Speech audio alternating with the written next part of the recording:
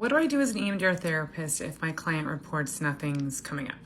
I'm Holly, I'm an EMDR therapist, and I'm an EMDR approved basic trainer. So let's talk about some things that could be happening. And so first, I like to look at the bilaterals. Was I using tapping? Maybe I'll switch over to eye movements. If I was doing eye movements, maybe I'll switch over to tapping.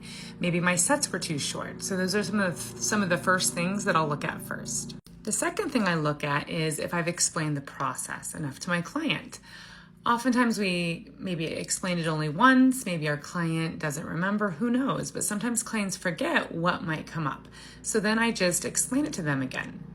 And so I'll remind them that there's no right or wrong, that it's like they're on a train and everything coming up is the scenery passing by.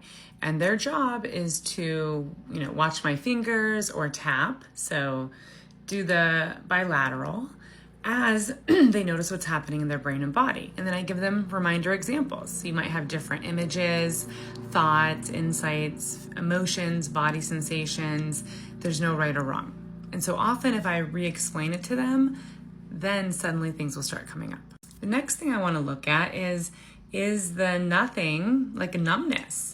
Is there a reason they're not feeling? Could there be dissociation happening? I don't know, but that's the next thing I look at. Sometimes I'll look for a blocking belief. So would anything not good happen if you did feel something about this? Or I'll use a cognitive interweave and say something like, for this next set, notice what would happen if you did feel something about this. Another thing to look at is make sure that the memory we're working on is still charged. So I will take a set and I'll say, okay, when you bring up that memory, how intense is it on our 0 to 10 scale? Maybe it's resolved. And so these are just a few things that you can do. There's more, but these are kind of the initial ones that I do.